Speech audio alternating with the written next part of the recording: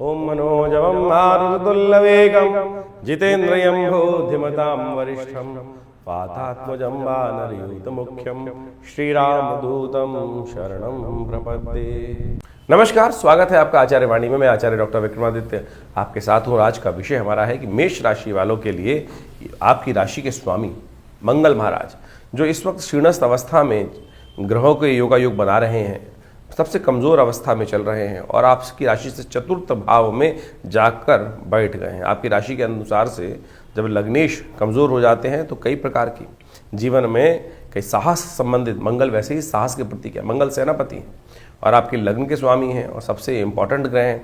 और वो जब कमज़ोर हो जाएं तो क्या होता है कि किसी कार्य में मन नहीं लगता। और दूसरों को तो हम ऐसे समय में क्या होता है, ग्रहों का योगायोग जो दिखा रहा है इस समय में अवस्था कि मंगल जो है वो अग्नि प्रधान तत्व के एक ग्रह माने जाते हैं और वो चले गए हैं जल प्रधान राशि के अंदर और वहाँ पर जाकर वो क्षीणस्थ अवस्था में चले गए हैं, सबसे कमज़ोर हो जाते हैं आपकी जिस चंद्रमा की राशि के अंतर्गत जाने के बाद। तो मेष राशि वालों, आपको समझना पड़ेगा कि ये जो समय है 2 महीने के आसपास का समय, 3 अप्रैल से लेकर 7 जून तक का समय, थोड़ा सा पुरुषार्थ में ज़्यादा मेहनत करनी पड़ेगी। केवल हवाई बातें ज़्यादा होती दिखाई दे रही हैं, इस बात को ध्यान रखने की आपको ज़रूरत है। छोटी छोटी बातों पे मन विशेष तौर पर एंजाइटी लेवल बढ़ता दिखाई दे रहा है, छोटी छोटी बातों पे क्रोध आता दिखाई देगा, काम होगा नहीं और चीज़ें समझ में आएंगी, इंट्यूशन भी होगा, पूर्वाभास भी हो रहा होगा, बहुत सारी चीज़ों को किस प्रकार कैसे होने के योग हैं, पूर्वाभास भी सब कुछ होता रहेगा, लेकिन शायद सही दिशा में कार्य नहीं हो पाएगा। जो पुरुषार्थ का जो स्वामी है, जो मंगल है, वो कमज़ोर होने के कारण से ये ग्रहों का योगायोग बन रहा है। ऐसे में अपनी फ्रस्ट्रेशन को कंट्रोल करने की ज़रूरत है। देखिए, 7.5 आपकी चल रही है, 7.5 आरंभ हो गई और 7.5 जब आरंभ हो जाती है तो विशेष तौर पर कई बार क्या होता है कि बने बनाए काम बिगड़ने लगते हैं। जो समय है ये आराधना का समय है, भगवान की कृपा प्राप्त करने का समय है, सत्य के अनुसार से कार्य करने की ज़रूरत है, युक्त तरीके से काम करने की ज़रूरत है। कहीं ना कहीं से धोखा मिल सकता है और आपके देखते समझते बैठते, मतलब हर चीज़ को समझते हुए भी यहाँ समस्याएं जो हैं वो थोड़ी सी विकराल होती दिखाई देंगी। ऐसे में आपको आवश्यकता है कि मंगल ग्रह को थोड़ी शक्ति देने का प्रयास करें। मंगल जो है वो विशेष तौर पर हमारे राशियों के दृष्टिकोण से हमारे ग्रहों के अंदर सेनापति का प्रतिनिधित्व रखते हैं। और ऐसे में जो इस वक्त वर्ष चल रहा है, संवत 2082 जो शुरू हुआ है, सूर्य का वर्ष है और ऐसे में जो सूर्य भी आपकी राशि के दृष्टिकोण से इसके मध्यकाल में यदि हम बात करें तो सूर्य एक बार बीच में उच्च के भी हो जाएंगे, फिर प्रथम लग्न में चले जाएंगे, आपकी राशि के अनुसार चलेंगे, फिर आगे भी चले जाएंगे। तो ऐसे ये 2 महीने का जो समय है विशेष तौर पर बड़ा ध्यान देने का समय है। बहुत सारे सोचे हुए कार्य पूर्ण कर सकते हैं, सही दिशा आपको प्राप्त हो सकती है कि विडंबना क्या है। इस मंगल के परिवर्तन के साथ साथ विडंबना यह है कि चीज़ें आपको समझ में आ रही हैं और लेकिन आप वहाँ पर मन की दुविधा के कारण से बहुत सारी चीज़ों को समझते हुए भी उन पर कार्य नहीं कर पा रहे हो, सामर्थ्य होते हुए भी हाथ नहीं बढ़ा पा रहे हो। ये 7.5 का नेगेटिव इफेक्ट है। इसमें आपको विशेष तौर पर आवश्यकता है कुछ खास उपाय करने की। दूध का दान करना, ये सबसे श्रेष्ठ उपाय हम आपको बताने का प्रयास कर रहे हैं। दूध का दान का खीर बना लीजिए और हो सके तो विशेष तौर पर गरीब लोगों को, ब्राह्मणों को उसका भोजन कराने का प्रयास करें और साथ साथ हनुमान जी को उसका भोग अवश्य लगाएं। खीर को किशमिश डालकर, खूब अच्छे मेवे डालकर हनुमान जी का उसका भोग लगाकर हनुमान जी की आराधना करने का प्रयास करें। इस वक्त 7.5 आपकी चली रही है और हनुमान जी की कृपा से आपके 7.5 को शांत करने के लिए आपको कुछ भी जो उपाय हो सकते हैं वो अवश्य करना चाहिए। 7.5 का आरंभ काल जो है वो विशेष तौर पर आपके लिए धीरे धीरे धीरे धीरे थोड़ी सी समस्याओं में आपको घेरता चला जाएगा। इस बात का आपको ध्यान रखना है और ऐसे में सही चीज़ समझते हुए कार्य करने का प्रयास करें तो अच्छा रहेगा। ये 2 महीने का जो समय है 7 जून तक का समय है, ये थोड़ा सा पुरुषार्थ से आपको कम करता दिखाई दे रहा है। और ऐसे में ध्यान रखिएगा, बहुत सारे लोग बेकार की बातों में आपकी तारीफ करते दिखाई देंगे और जहाँ जो तारीफ करता दिखाई दे रहा है कहीं ना कहीं ऐसे में आपको लगेगा भी, आपके मनोमस्तिष्क में ऐसा भाव उत्पन्न हो सकता है कि जो भी आपके अगेंस्ट बोलेगा आपको अननेसेसरी क्रोध आना शुरू हो जाएगा। एक पुरानी कहावत है, निंदक नियरे राखो निंदक करे उजियारो। जो आपको क्रिटिसाइज करने वाला व्यक्ति है उसको अपने पास रखना चाहिए। वो आपको कई बार गड्ढे में जाने से बचा लेता है, और यदि मीठा मीठा सुनने की आदत पड़ जाए व्यक्ति को तो क्या होता है कि वो व्यक्ति जीवन में परेशानी में फंस जाता है। रावण को मीठा मीठा सुनने की आदत पड़ गई थी और जब कोई कटाक्ष बोला उसके समक्ष उसने उसको निकाल दिया। तो ऐसे में ध्यान रखते हुए कार्य करने की ज़रूरत है। चीज़ें आपकी साढ़े साथी में थोड़ी सी वृहद, थोड़ी सी परेशान होने के योग बनाती दिखाई दे रही है। ऐसे में मंगल ने आकर यहाँ थोड़ा सा आग में घी डालने का प्रयास कर दिया है। मंगल शीर्णस्थ अवस्था में हो गए, कमज़ोर हो गए, नीच के हो गए। अब नीच के होने का मतलब ये मत समझिए कि मंगल निकृष्ट हो गए, मंगल निकृष्ट नहीं, ताकत में कम हो गए। इसको ऐसा समझ लें कि पानी का जो एक तालाब हो उसमें एक कोयला डाल दें तो क्या होगा कि वो कोयला में अंगारा ऐसा हो जो बुझ ना रहा हो तो क्या होगा, वो वाष्पीकरण करता रहेगा। कोयला जो है अग्नि का जो तत्व है वो अग्नि को पानी बुझाने का प्रयास करेगा, पानी जो है वो अग्नि को बुझाने का प्रयास करें। द्वंद्वात्मक स्थिति उत्पन्न होती दिखाई दे रही है। शांति से समझने की ज़रूरत है। तो ऐसे में बहुत ज़्यादा लोगों को आप हिदायत दें, बहुत ज़्यादा लोगों से जो हैं आप उनको समझाने का प्रयास करें, नहीं समझने वाले लोग ऐसे में थोड़ा सा मनोभाव में थोड़ा सा जो मोटिवेशन है कम होता दिखाई दे रहा है। उस मोटिवेशन को बढ़ाने के लिए हनुमान जी की शरण में जाएं, हनुमान चालीसा का नित्यपति पाठ करें। हो सके तो मंगल और शनिवार को हनुमान जी को चोला भी चढ़ाने का प्रयास करो। तो शनि की साढ़े साथी का उपाय होता रहेगा और साथ साथ इस मंगल के नेगेटिव प्रभाव को दूर करने के लिए रास्ता भी बनता दिखाई देगा। तो ऐसे में ये उपाय अवश्य करें। और एक काम और करें, वैसे तो ये हमने अपने एक एपिसोड के अंदर आपको बताया भी था कि हर व्यक्ति को भारतीय संस्कृति के अनुसार से नववर्ष के दिन अपने घर के ऊपर एक हनुमान जी का ध्वज अवश्य लगाना चाहिए, विजय ध्वज। ऐसे में वो विजय ध्वज, हनुमान जी के यंत्र युक्त विजय ध्वज यदि अपने आप घर के ऊपर लगा लें, अपने घर के ऊपर एक भगवा रंग का हनुमान जी का या तो फोटो लगा हुआ या हनुमान यंत्र उस पर स्थापित कर वो लगा लेंगे तो आपके जो मंगल का नेगेटिव इफेक्ट है उसको भी ठीक करने का रास्ता बनता है। इसकी तरह से हजारों उपाय हैं। मंगल है कौन, मंगल किस प्रकार से आपके जीवन में जो समस्या है, भारतीय संस्कृति में हर चीज़ को बहुत ही वैज्ञानिक रूप से समझाने का प्रयास किया गया है, उस बारे में भी आपको समझना चाहिए। देखिए, उपाय बड़े सरल होने चाहिए। आमतौर पर समस्या क्या है कि कुछ लोग बहुत क्लिष्ट उपाय, बहुत महंगे उपाय बताने का प्रयास करते हैं। देखिए, शास्त्र में, अध्यात्म में, भारतीय संस्कृति में बड़ी सरलता से रास्ते बताए गए हैं। एक व्यक्ति एक किसी महात्मा के पास गया, उसको घर जाना था, बहुत समस्या चल रही थी। कथा को मैं छोटे रूप में समझाने का प्रयास करूंगा, बहुत लंबी कथा नहीं सुनाऊंगा, छोटे से सार रूप में समझने का प्रयास करें। बड़ी सरलता से उस कथा को यदि हम समझ लें तो जीवन के कष्टों को दूर कर सकते हैं। एक महात्मा के पास गया, महात्मा जी जीवन में संकट है, रास्ते में जाना है मुझे, मेरा गांव उस तरफ है और रास्ते में पानी चढ़ा हुआ है, नदी में पानी चढ़ा हुआ है और मैं पार नहीं कर सकता। बाबा ने कहा, आध्यात्मिक दृष्टिकोण में चिंता मत करो, मैं आपको एक उपाय बताता हूँ। एक बाबा जी ने एक कुछ मंत्र उसको लिखा और एक कागज के लिखकर भोजपत्र में उसको हाथ में दे दिया। बोलो इसको अपने मुट्ठी में रख ले और जैसे ही जैसे बस केवल भगवान का स्मरण कर कर इसको लेके चलता चला जा, पानी तेरा हटता चला जाएगा। उसने उसको रास्ते में देखा तो वो चमत्कार था कि जहां जहां वो लेके जा रहा था वो पानी हटता चला जा रहा था और वो भागता चला जा रहा था। उत्कंठा हुई रास्ते में देखते देखते कि अरे ऐसा क्या बाबा जी ने दे दिया है। उसने पर्ची खोली, उसमें राम नाम लिखा था। अरे राम नाम लिखा है, इतना सा देखा और देखता क्या है कि वो पानी वापस उसकी तरफ भागता चला आ रहा है। भागा वापस, अरे डूब जाऊंगा, और महात्मा के पास वापस पहुंचा, महात्मा की शरणागति प्राप्त की। महाराज आपने कहा था देखना, मैंने देख लिया। बाबा ने कहा कोई बात नहीं, चिंता मत कर, मैं दोबारा कुछ बना के देता हूँ। बाबा ने फिर एक उपाय दिया और हाथ में कहा बस इसको लेके जा, अब चिंता मत करियो, बस लेके चला जा। और उसके बाद वो फिर वही गया पूरा पार करते हुए। अब तो उसको एक बार एक्सपीरियंस कर चुका था, उसने बाबा की बात को पूरी तरह अक्षर से अक्षर माना और उसके बाद उस रास्ते को पार कर लिया।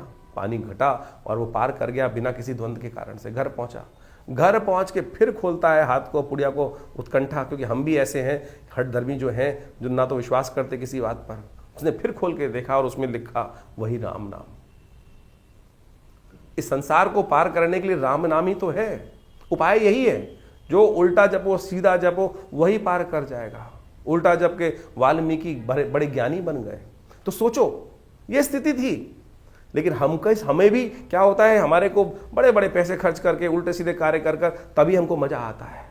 अरे सीधी तरीके से हमने आपके इन ग्रहों को बदलने के लिए सीधा साधा रास्ता बता रहे हैं ना। आप सीधी तरह से उस पर विश्वास करके चलने का प्रयास तो करो। ये सीधे साधे उपाय ही, बिना किसी कारण, बिना किसी खर्चे के उपाय। हमको हमारे गुरुदेव सिखाते थे कि भाई ऐसा उपाय मत बताओ कि जो में हजारों रुपए खर्च होते, क्या होगा उस उपाय को खर्च करके। सीधे तरीके से आप इन सरल उपायों को जो हम इस चैनल के माध्यम से आपके समक्ष रखते हैं, आपकी राशि के दृष्टिकोण से हम बताते हैं, वही करने का प्रयास कीजिए ना, तो आपके जीवन के कष्ट दूर होंगे।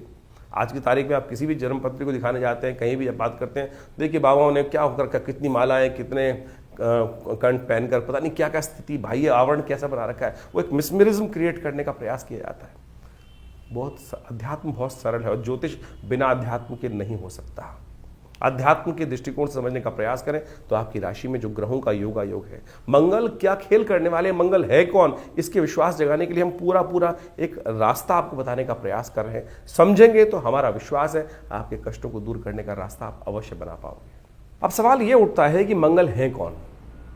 भारतीय सनातन संस्कृति में हमारे वेद इत्यादि, उपनिषद इत्यादि ग्रंथों के अंदर हर चीज की उत्पत्ति और उत्पत्ति का कारण हर चीज उपस्थित की गई है, और उन मूलभूत सिद्धांतों को, कथाओं को हम समझकर वास्तविक तौर पर उनका प्रभाव किस प्रकार का जीवन में होगा वो हम समझ सकते हैं। जैसे चंद्रमा कहाँ से उत्पन्न हुए, सूर्य कहाँ से उत्पन्न हुए, किस प्रकार से उत्पन्न हुए, क्या उनकी कथा है, इसके साथ साथ स्वभाव क्या है, किस प्रकार के योगायोग जो ज्योतिष के दृष्टिकोण से हमें दिखाई देते हैं वो बनेंगे, क्या होंगे, किस प्रकार के करेंगे। तो वीरभद्र की उत्पत्ति की कथा भी बड़ी विचित्र है। जो मंगल वीरभद्र ही है वास्तविक तौर पर, शिव के गण हैं। वीरभद्र जो थे वो भगवान शिव के पसीने से उत्पन्न हुए थे और विशेष तौर पर दुख, भय, क्रोध का प्रतीक माने जाते हैं। और मंगल की स्थिति वास्तविक तौर पे हमको समझ लेना चाहिए, मंगल इन तीनों का ही प्रतीक माना जाता है। मंगल पुरुषार्थ का भी मालिक है, क्रोध का भी मालिक है, साहस का संबंध रखता है, और साथ साथ यदि वो शीर्ण हो जाए तो शोक और दुख का कारण भी बनता है। क्योंकि मंगल की उत्पत्ति जो हुई है वो विशेष तौर पर ऐसी ही परिस्थिति में हुई। कहा जाता है शास्त्र की कथा के अनुसार से, यदि आप विभिन्न ग्रंथों को पढ़ें तो वहाँ वो कथा का वर्णन अद्भुत रूप से आता है। जब सती ने भगवान शंकर के समक्ष अपनी इच्छा रखी कि वो उनके पिता दक्ष प्रजापति ने जो यज्ञ रखा था उसमें जाना चाहती हैं, तो भगवान ने मना किया कि बिना बुलाए नहीं जाना चाहिए। चाहे अपना घर भी हो, अगर वो आमंत्रण नहीं है तो वहाँ नहीं जाना चाहिए। और दक्ष ने तो साक्षात शिव को उस यज्ञ में बुलाया ही नहीं था, जो उन्होंने अपने अभिमान के लिए रखा था, अपने अभिमान की पूर्ति के लिए रखा था। और ऐसे मूड बहुत हैं जो इस संसार में अपने अभिमान की पूर्ति के लिए सत्य को समझ नहीं पाते हैं, सत्य का परित्याग कर देते हैं। दक्ष ने यही धृष्टता करी। ये कथा बड़े अद्भुत रूप से समझने की है। जब भगवान शिव को नहीं बुलाया गया तो पार्वती जी वहाँ जाती हैं, देखती हैं आकाश मंडल में बड़े बड़े विमान दक्ष के यहाँ जा रहे हैं, समस्त देवता इत्यादि सब वहाँ उस यज्ञ में आमंत्रित थे। तो उनको बड़ा दुख होता है कि मेरे पिता ने मेरे पति को बुलाया नहीं। भगवान शिव के समक्ष जाकर प्रार्थना करती हैं, भगवान शिव मना भी करते हैं, लेकिन वो कहते हैं मेरे पिता का घर है, मुझे जाना चाहिए, मुझे जाना तो चाहिए ही चाहिए। लेकिन मन में तो कुछ और भाव था सती के, ये संसार को उदाहरण देना था। जब वो जाती हैं यज्ञ के अंदर और वहाँ देखती हैं कि सब लोग विद्यमान हैं, लेकिन जो पिता के द्वारा स्थान जो है वो शिव का रिक्त रखा गया है और उस यज्ञ में शिव को स्थान नहीं दिया गया है, तो वो अपने आप को उस यज्ञ के कुंड में समर्पित कर देती हैं। और ये सूचना जैसे ही भगवान शिव तक पहुंचती हैं, क्रोध, आवेश के कारण, शोक के कारण से उनका जो पसीना है पृथ्वी पर गिरता है। कहा जाता है उसी से वीरभद्र की उत्पत्ति हुई। और वीरभद्र ने जाकर उस यज्ञ क्या था, वो वास्तविक तौर पे अधर्म का प्रतीक ही वो हो गया था। अहंकार की पूर्ति के लिए उस यज्ञ को दक्ष ने रखा था। वो यज्ञ का विध्वंस होना इसलिए आवश्यक था क्योंकि वो अहंकार की पूर्ति के लिए किया जा रहा था। अहंकार यज्ञ के द्वारा नहीं पूरा हो सकता। और दक्ष के उस यज्ञ को वीरभद्र ने जाकर संहार किया और जो उसके बाद दक्ष का सिर तक काट दिया गया उस अपराध के कारण से। और जब भगवती का शरीर वहां लेके जाते हैं वीरभद्र, तो शिव वीरभद्र को आकाश मंडल में स्थित कर देते हैं और वही धरती जो से उत्पन्न हुए जो वीरभद्र थे भगवान शिव के पसीने से, क्रोध के प्रतीक माने जाते हैं और विभिन्न आयुधों से अलंकृत हैं। और संहार करने वाले हैं, अहंकार का संहार करने वाले। ये वीरभद्र की कथा है। और कहा जाता है कि ये संयोग जब बनता है, विशेष तौर पर जब मंगल और चतुर्थी का संयोग बन जाता है, उसी दिन वीरभद्र जयंती मानी जाती है, मंगल की जयंती मानी जाती है। और भगवान शिव के आशीर्वाद से वो आकाश मंडल में उस दिन से स्थिर है, धरती पुत्र माने जाते हैं। इनका एक गायत्री के रूप में भी मंत्र आता है, अंगारकाय विद्महे धरती पुत्राय धीमहि तन्नो भौमः प्रचोदयात्। इस प्रकार से उनकी गायत्री आती है और इसका स्तवन कर लेने से कहा जाता है कि मंगल के बहुत सारे दोष शांत हो जाते हैं। तो ये वीरभद्र जो हैं, जो वास्तविक तौर पर मंगल के रूप में आकाश मंडल में स्थित है, उनका स्वभाव आपने समझा। और इस वक्त जो ग्रहों का परिवर्तन का योग बना है, मंगल जो है कर्क राशि में जा रहे हैं। मंगल एक अग्नि तत्व की राशि के मालिक माने जाते हैं और अग्नि तत्व की राशि के होते हुए वो जल तत्व की राशि में, कर्क राशि जल तत्व की राशि, जल तत्व के होते हुए जब अग्नि, और विशेष तौर पे आप समझें कि जल तत्व के साथ जाके बैठेगी तो क्या होगा, वाष्पीकरण होगा, उड़ेगा, वो वाष्पीकरण होगा, मंगल निस्तेज हो जाएंगे, दुस्साहस करने के योग बन जाते हैं। विश्व में जब भी मंगल कर्क राशि में आते हैं, आप सत्य मान लें, जो दुस्साहस करने वाली प्रवृत्ति है संसार में बढ़ जाती है। और उन दिनों विशेष तौर पर यदि आप एनालाइज करके देखें, हमने इस बात को बहुत अच्छे से एनालाइज करके देखा, यहां तक कि जो गलत तरफ जाने का रुझान है वो बढ़ जाता है। और तो और दुस्साहस करते हुए लोग, कई बार ऐसा देखा जाता है कि विशेष तौर पर आत्मदाह करने वाली, आत्महत्या वाली बातें, जो मेंटली लोग थोड़े वीक होते हैं, ऐसी समस्याएं उस समय बढ़ जाती हैं। नशे की स्थितियां वाला काम बहुत ज्यादा बढ़ जाता है। मंगल जो है साहस का प्रतीक है, और जब मंगल साहस जब है वो निस्तेज, कर्क राशि में जाके वो निस्तेज हो जाते हैं, नीच के बोले जाते हैं। और ऐसे में वो 3 नक्षत्रों को पार करते हैं, 3 नक्षत्रों की स्थिति में जाते हैं, पुनर्वसु, पुष्य और अश्लेषा। पुनर्वसु के अंतिम चरण में, और पुष्य नक्षत्र जो शनि का नक्षत्र है वो इसलिए भयावह माना जाता है, मंगल को सबसे कमजोर माना जाता है। एक तो वो शनि के नक्षत्र में चले जाते हैं, पुष्य के चारों चरण उसी में पार करते हैं। उसके बाद अश्लेषा नक्षत्र में भी वो विहार करते हैं। तो ये जो नक्षत्र हैं, इनमें सबसे भयावह स्थिति मंगल की तब होती है जब वो पुष्य नक्षत्र में जाते हैं। ऐसे में मंगल को शांत करने के लिए अनेक उपाय शास्त्र में वर्णित हैं, और उन सब उपायों को कर आप अपने कष्टों को दूर करने के सुंदर योग बना सकते हैं।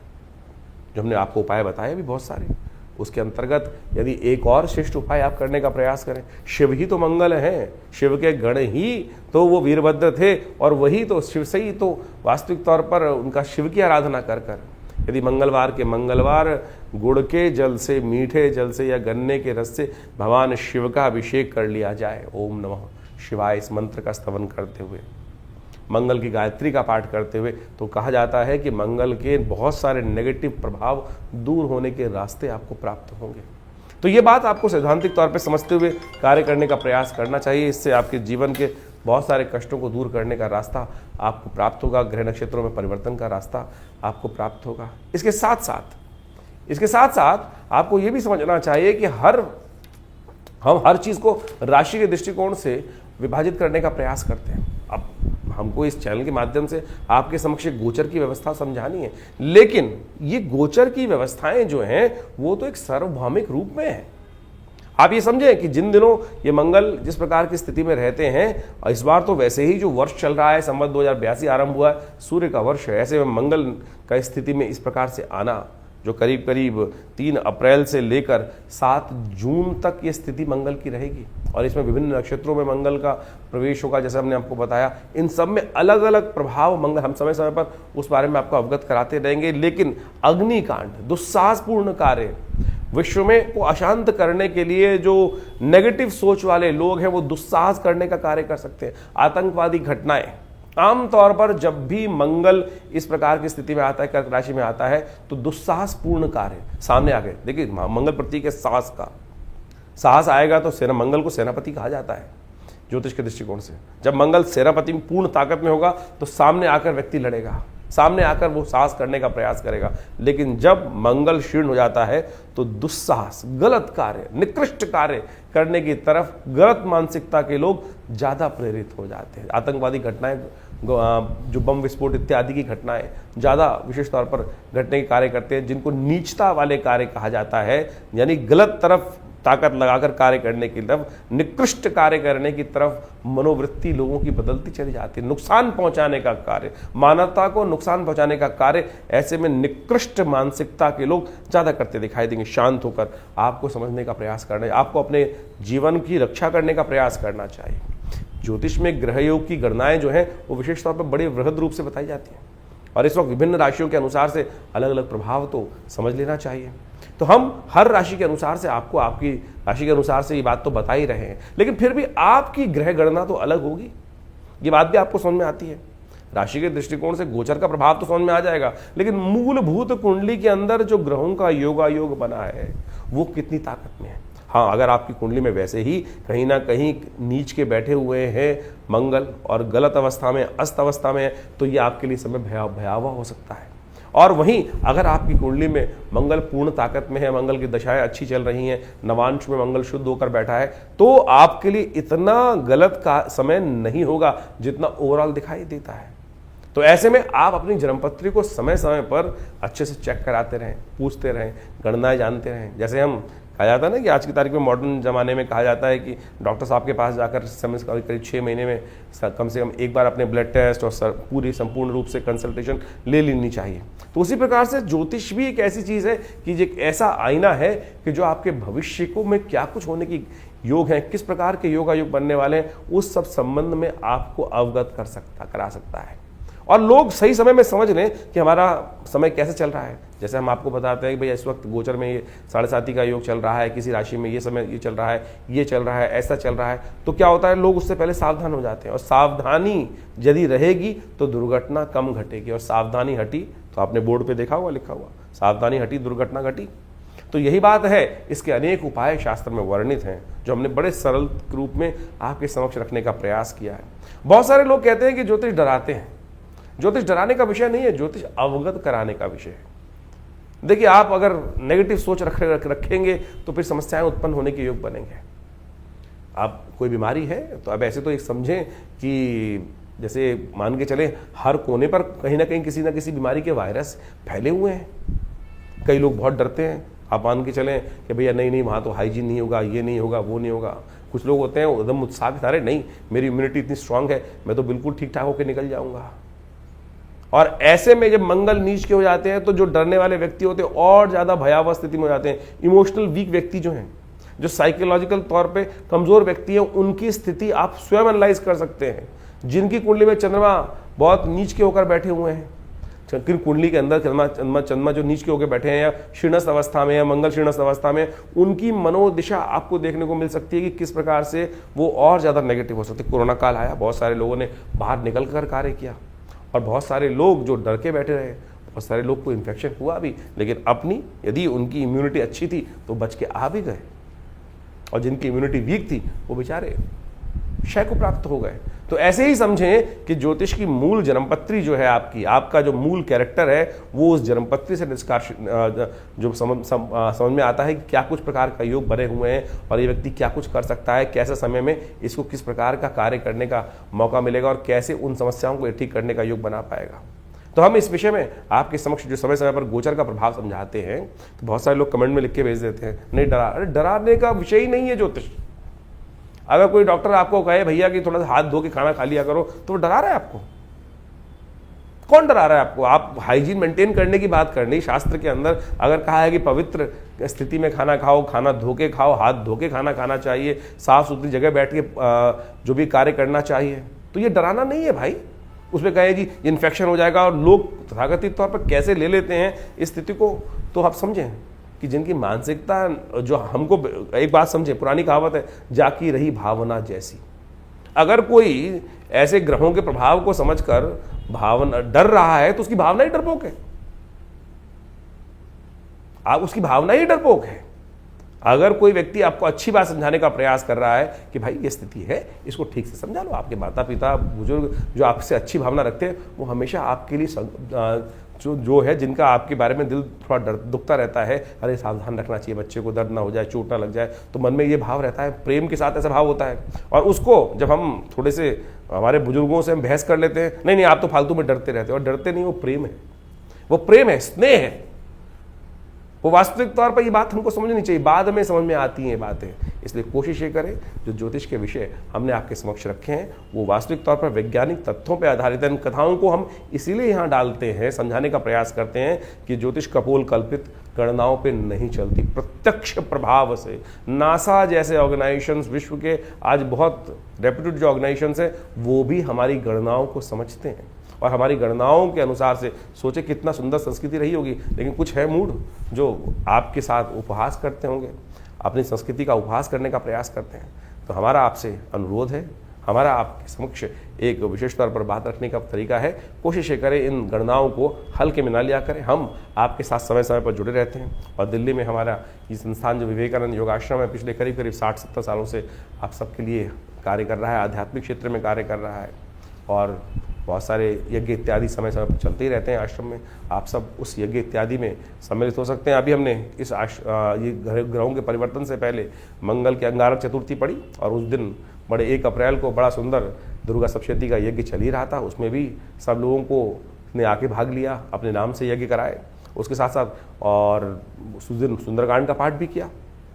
तो इस मंगल के नेगेटिव प्रभाव को दूर करने के लिए जितने मंगल पढ़ें उसमें अवश्य सुंदरकांड का पाठ अवश्य करने का प्रयास करें और आपकी श्रद्धा के साथ भगवती कृपा से आपके कष्ट दूर होने के योग बनेंगे। ऐसे में बुढ़वा मंगल भी पढ़ेंगे और हम विवेकानंद योगाश्रम में व्यवस्था बना रहे हैं कि लगातार जितने भी मंगल इसमें पढ़ें उसके लिए मंगल ग्रह की शांति करने के लिए, आपके ग्रहों को दोषों को दूर करने के लिए वहाँ लगातार यज्ञ इत्यादि के बहुत सारे कार्यक्रम रहेंगे। नंबर्स आपके सामने स्क्रीन पर चलते रहते हैं और हम आपको समय समय पर आपकी राशिफल के अनुसार से अवगत भी कराते रहते हैं। तो आप भी अपने उस कार्य को करने के लिए स्वयं पधार सकते हैं।